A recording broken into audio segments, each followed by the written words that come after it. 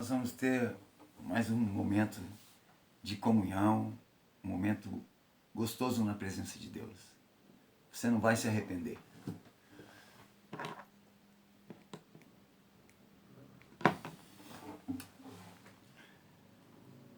Vamos louvar com uma canção que se chama Tua Graça Me Basta.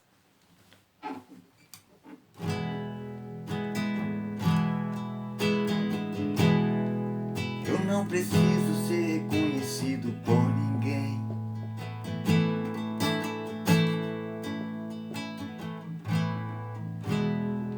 A minha glória é fazer com que conheçam a Ti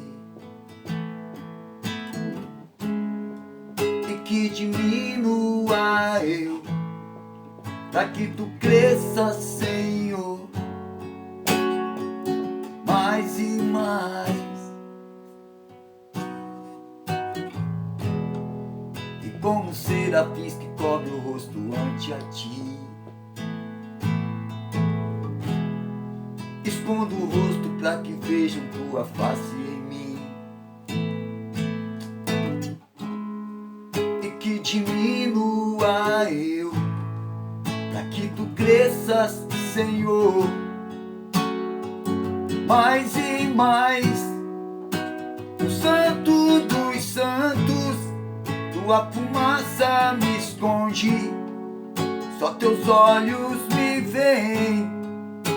Debaixo de Tuas asas és meu abrigo, meu lugar secreto. Só Tua graça me basta e Tua presença é o meu prazer.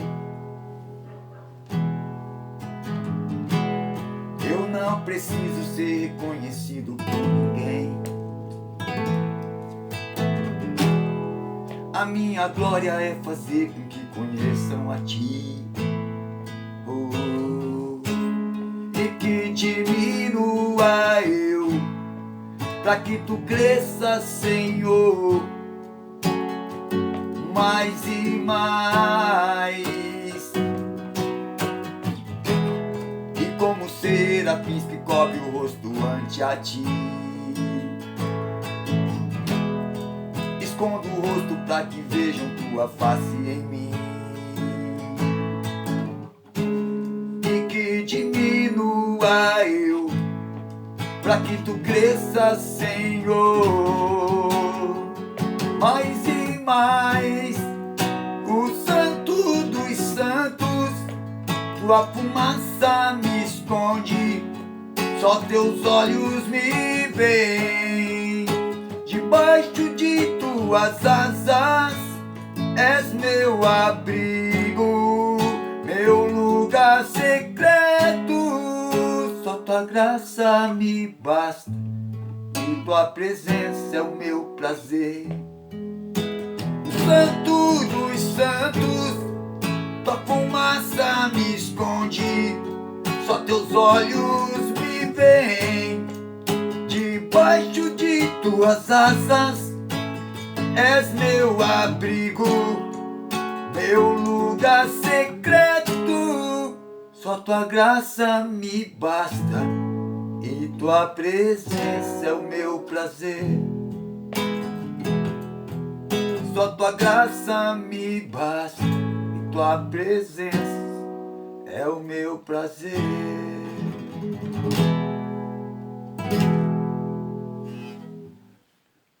Não, é muito bom louvar o Senhor, louvar o Seu nome, porque Suas misericórdias duram para sempre. E nós sabemos que Ele é um Deus que está sempre pronto a nos ajudar a recomeçar, nos ajudar na caminhada. E nós estamos vivendo momentos de tamanha complexidade, momento de tamanha perplexidade, mas sabemos que nada disso pode tirar o nosso foco, o nosso alvo, que é estar com Cristo, em Cristo, na sua presença, e o nosso destino é a glória celestial. Ah, mas temos milhões de falhas e defeitos e cometemos muitos pecados, mas por isso foi que Jesus, na cruz, morreu para nos perdoar. Se confessamos os nossos pecados, Deus é fiel e justo para nos perdoar os pecados e nos purificar de toda injustiça. Davi, ele era um homem segundo o coração de Deus, mas não foi um homem sem defeito, impecável, não foi um homem que nunca errou. Ele cometeu atrocidade, porém, ele tinha um coração quebrantado. E ele diz: cria em mim um coração puro, renova em mim um espírito reto. Não me lances fora da tua presença, nem retires de mim teu Espírito Santo. Torna a dar alegria da tua salvação e me sustém com o espírito voluntário. Então, eu quero ler aqui com você um texto da Bíblia que diz assim, está no livro de Ruth, no capítulo 1. E eu quero ler os versos 16, 17, 18 e 19. Verso 16 diz assim: E Ruth respondeu: Não me rogues para que te deixe, nem me obrigues a não seguir-te, porque aonde quer que fores, irei eu, e onde quer que viveres, viverei eu. O teu povo é o meu povo, e o teu Deus é o meu Deus. Onde tu morreres, morrerei eu, e ali serei sepultada. Assim me faça o Senhor, e outro tanto, que só a morte fará separação entre mim e ti. Verso 18. E vendo Noemi que estava tão resolvida a ir com ela, deixou de lhe falar. Então andaram, pois, ambas até que chegaram a Belém, e aconteceu que, entrando em Belém, toda a cidade se comoveu por causa delas, e diziam: não é esta Noemi? Ó, com esse texto, eu gostaria de fazer uma menção e fazer uma relação com o tempo em que nós estamos vivendo. Temos vivido tempos de muita angústia, temos vivido tempos de escassez, de fome, onde a miséria tem aumentado incrivelmente. E nós sabemos que há muitas pessoas agora debaixo de um jugo, de uma opressão muito grande. E justamente porque toda essa pandemia, ela trouxe esse quadro para nós que, para muitos, é uma perda irreparável, que levou seus familiares, ceifou vidas e vidas, e está ceifando vidas e mais vidas. Mas eu quero dizer para você que nós não precisamos de mudar de alvo, de caminho e de propósito, porque esse tempo chegou. Isso já estava previsto. Haveria pestilências no final dos tempos, muito perto da vinda de Cristo. Ainda não era o fim, mas já muito próximo do fim. Eu vejo um cenário todo assim, ao meu ver, uma desestrutura econômica muito grande. E a qualquer momento, a qualquer tempo, vai aparecer um que vai resolver, aparentemente não, de fato resolver, trazer uma solução. Porém, este homem é o iníquo, que diz a palavra, o homem do pecado e o anticristo, que vai reinar por um tempo, até que ele se mostre se revele para que as pessoas possam conhecer verdadeiramente. E aí ele vai exigir, então, a sua marca na testa ou nas mãos. Aquele que quiser viver tranquilo nesse período vai ter que estar com ele. Então esse é o cenário. Estamos vivendo um período de uma fraqueza muito grande que tem acometido até mesmo aqueles de mais que são mais com a fé, assim, tem a fé corroborada, aquela fé fortalecida em Deus, que sempre tiveram firmes com Deus. Até mesmo estes têm se abalado. Todos têm sentido o impacto desse tempo pavoroso. Mas nós temos que continuar confiando em Deus e não nos mover do nosso lugar. Veja bem o que aconteceu aqui nesse texto do livro de Ruth, quando Elimeleque, Malom, Quilion, que eram seus dois filhos, Elimeleque, Noemi, Malom e Quilion, seus dois filhos, eles estavam passando uma dificuldade muito grande em Belém de Judá. Como hoje estamos vivendo, a falta do pão. E Belém significa a casa do pão. Mas na casa do pão estava havendo escassez, fome, miséria, uma ruína total. E eles então decidem partir dali e ir para uma terra chamada Moabe,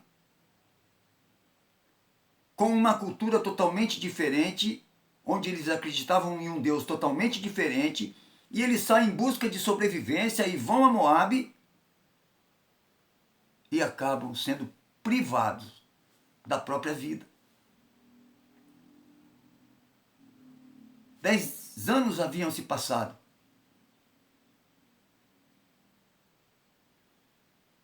Malom e Quilion casam-se com Ruth e com Orfã, duas mulheres moabitas. Morre Elimeleque, esposo de Noemi. Depois morre os seus dois filhos, deixando as suas duas noras com a sua sogra. Mas num determinado momento da história, esta senhora, ao longo de daqueles 10 anos, Noemi, ela havia ensinado Ruth e Orfã a servir e amar e adorar ao Deus de Israel. E quando elas se veem em uma situação em que estavam sozinhas, agora sem Noemi, sem o esposo, Orfã e Ruth sem os seus maridos, eu creio que houve uma profundidade maior na relação, um apego maior, onde elas puderam então aprender muitas coisas com Noemi. Mas chega uma certa hora em que eles ficam sabendo que lá em Belém a fome tinha cessado. E Noemi diz para Orfã e Ruth: olha, estou voltando para minha terra. Ruth e Orfã escutam as mesmas palavras. Estou voltando. Mas Orfã, apegada à sua terra, aos seus deuses e com medo do desafio do futuro, deixa sua sogra e Ruth se apega e diz: olha, não me inste, não me obrigue, não faças isso, porque aonde você for eu vou, aonde você viver eu vou viver, e onde você morrer, morrerei eu. Faça qualquer coisa, o Senhor, senão a morte me separar de ti. Veja que, na primeira circunstância, havia escassez e eles tomaram uma decisão de sair. Nessa segunda situação, havia provisão e agora Ruth decide encarar o desafio de enfrentar as novidades do futuro por amor à sua sogra. E o que acontece? Ela é totalmente beneficiada com a decisão de sua renúncia, de deixar aquela terra e acompanhar a sua sogra. Esse é mais ou menos um pano de fundo para onde eu quero entrar nesse momento e compartilhar com você o seguinte tema: não deixe que o passado domine o futuro. Todos nós temos uma história. Ruth e Orfa também tinham uma história. A história das duas eram histórias tristes, de sonhos desfeitos, de lágrimas, de perdas, de luto e de frustração. Olha se não é o quadro e a nossa realidade. A história dessas duas noras eram histórias de tristes, de sonhos desfeitos, lágrimas, muitas perdas, de luto pelos seus maridos que haviam falecido e de muita frustração. As duas foram visitadas pela dor. As duas receberam duros golpes da vida, tanto Ruth quanto Orfa. Elas estavam destruídas por dentro.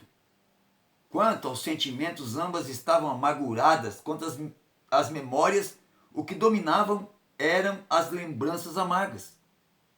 A volta de Noemi para Belém representava para as duas uma oportunidade de mudança, e era a oportunidade de esquecer o passado e apostar no futuro.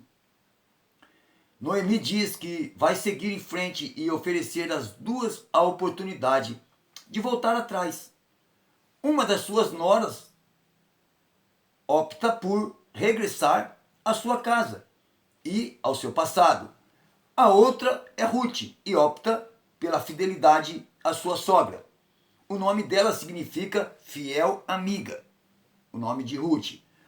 Uma opta pelo passado, outra opta pelo futuro.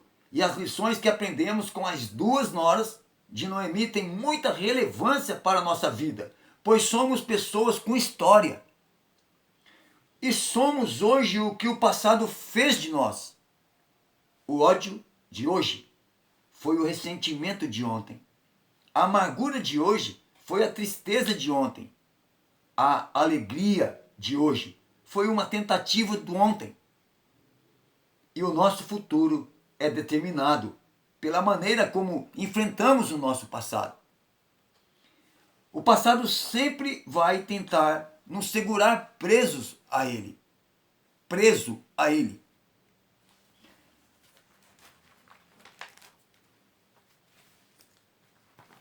O passado, ele é uma força capaz de nos dominar. O passado é a terra onde já pisamos. O futuro ainda é uma possibilidade. As duas receberam a oportunidade de voltar para casa, tentar tocar a vida, sem contudo tomar nenhuma decisão de mudança. Não podemos tocar nossa vida enquanto não esquecemos o passado. Não podemos seguir rumo à vitória enquanto não nos libertamos do passado. E o apóstolo Paulo nos ensinou muito bem a lição quando ele disse: esquecendo-me das coisas que para trás ficam e avançando para aquelas que diante de mim estão, prossigo para o alvo, para o prêmio da soberana vocação em Cristo Jesus. Noemi diz a elas que não pode oferecer esperança nenhuma a elas. Noemi não tem nada a lhes oferecer. O passado sempre volta nos momentos mais difíceis da nossa vida. Quando pensamos que vamos ter alguma esperança, quando pensamos que nossa vida vai mudar, vem à nossa mente as lembranças amargas, as memórias dos momentos difíceis que nós vivemos. Precisamos lembrar que o passado não pode ser mudado. As coisas que fizemos no passado não podem não existir. Mas para isso, o Senhor já providenciou soluções. Para os nossos erros passados, Ele já providenciou o perdão. Para toda a vida que passou, Ele já providenciou o novo nascimento, que faz com que possamos viver o novo nascimento, que faz com que possamos viver as coisas novas de Deus. 2 Coríntios capítulo 5, verso 17. Diz que somos novas criaturas e as coisas antigas se passaram, e eis que tudo se faz novo. Em terceiro, a volta traz aquele que vive preso ao passado. Volta atrás aquele que vive preso ao passado. Órfã não conseguiu acreditar no futuro. Órfã achou melhor voltar. Ela preferiu o seu passado do que o seu futuro. Assim como elas, muitas pessoas não conseguem ir adiante em sua aposta no futuro. Não conseguem mudar de vida. Não acreditam na cura, pois já estiveram doentes. Não acreditam em amizades porque tiveram inimigos e não confiam nas pessoas porque já foram traídas. Essas pessoas não deixam que o poder do Senhor Jesus transforme o seu coração. E essas pessoas não são abençoadas, prosperando, crescendo e sendo ungidas, mas elas estão amarguradas com o que aconteceu ontem, que não conhecem o poder de Jesus. Um exemplo é Marta. Quando seu irmão Lázaro morreu, Jesus demorou 4 dias para chegar. Ela ficou presa ao dia da morte do seu irmão e não acreditou que Jesus poderia ressuscitá-lo. É preciso reconhecer que Jesus é poderoso hoje para transformar a minha e a sua vida. Em quarto lugar, a cura para o passado amargo é deixá-lo para trás, vivendo as oportunidades do presente. Ruth, ao contrário de Órfã e da maioria das pessoas, tomou uma atitude bem diferente. Ao invés de usar o seu passado para lamentar, parar, ficar chorando, ela surpreendeu todo mundo usando o passado para não mais voltar a ele. Ela não queria sofrer outra vez aquela terra. Não a fez feliz. Aquele povo não a ajudou. E aquele Deus não mudou a sua vida. Então, Ruth, ao deixar o seu passado para trás, tomou a única atitude que um vencedor em Cristo pode tomar. Se ficarmos remoendo, lembrando nossas mágoas, nossas revoltas, nossas tristezas, nossos erros, não daremos oportunidades para o Senhor agir em nossa vida. Não cresceremos, não seremos abençoados e veremos outras pessoas avançando e nós ali paralisados pelas lembranças que já deveriam estar anuladas. Esta mensagem falou muito comigo. A explanação do texto que nós lemos, toda a história, todo esse pano de fundo. E para concluir, nossa vida em Cristo é tão profunda quanto a intensidade de nossas decisões. Nossa atitude com o passado é uma questão de decisão. Decida vencer o passado, dê um passo à frente. Moabe, a terra da ausência da bênção, deve ficar para trás. Devemos escolher Belém, a terra do pão. Jesus é o nosso pão. Ele é a nossa melhor decisão. E ele diz: Venha a mim você que está cansado, exausto. Mateus 11, 28. Vinde a mim todos vós que estáis cansados e sobrecarregados, e eu vos aliviarei. Você que cansou de viver aprisionado pelo passado, aceite a provisão de Cristo para ser liberto e Deus vai te abençoar. Eu quero acrescentar ao que nós acabamos de ler e meditar, que o tempo que nós estamos vivendo, esse tempo de escassez, ele não representa o nosso fracasso, ele não representa a nossa derrota. Simplesmente é um acontecimento que, para que se cumpra as Escrituras, teria que vir esse tempo. As pestilências. Porém, nós não podemos tomar atitudes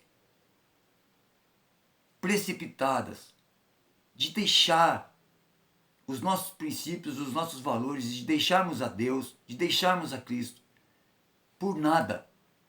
Não deslocarmos da nossa posição, porque esse vento tem que passar. E se não passar, nós vamos estar enraizados como o cedro do Líbano, que tem as suas raízes 40 metros de profundidade para baixo da terra. Suas raízes são profundas, porque quando vem o vento, quando vem a tempestade, jamais vai derrubar. E o que nós estamos vivendo é uma grande tempestade, varrendo o mundo, varrendo pessoas, tirando vida de milhares e milhares e milhões de pessoas. Porém, nós precisamos saber que Deus, Ele é o Deus de provisão quando nós tomamos atitudes e decisões certas. Não importa o que aconteceu do dia de hoje para trás, nas nossas vidas. Temos que continuar confiando e acreditando que o Senhor é poderoso para fazer infinitamente mais do que tudo quanto pedimos ou pensamos, segundo o seu poder que opera em nós, nesse tempo de crise. E as coisas vão acontecer. Porque se você tiver uma fé pequenininha, não precisa muito grande, do tamanho de um grão de mostarda, você vai dizer a esse monte, passa daqui para ali. E será assim, conforme a sua fé, conforme a nossa fé. Então creia, decisões, atitudes corretas, em momentos de crise, definem todo o nosso futuro e nos faz sair daquele passado em que vivemos sufocados, sobrecarregados. E para finalizar, Mateus 11, 28. Vinde a mim todos vós que estáis cansados e sobrecarregados, e eu vos aliviarei. É a palavra do Senhor. Estamos sobrecarregados, porém, vamos a Ele, e Ele aliviará o nosso fardo. Nos tornará suave a nossa caminhada, mesmo no meio da crise. E fica com Deus. Até o próximo. E que Deus nos abençoe para termos mais oportunidades como essa. Tchau. Antes eu quero fazer uma breve oração. Senhor Deus, obrigado por essa palavra que veio do teu coração, para que nós possamos nos conscientizar de que nossas decisões nesse tempo vão definir todo um futuro, porque as coisas não acabaram. O mundo não acabou. A vida continua. Pessoas têm ido, mas nós estamos aqui. E é o momento de tomarmos as decisões mais acertadas da nossa vida. Primeiro, ficar contigo. E segundo, buscar nunca mais soltar das suas mãos. Deus, em nome de Jesus, muito obrigado. Abençoa cada vida que ouviu esta palavra nessa noite, com muita graça, amor e muita paz. Em nome de Jesus. Até.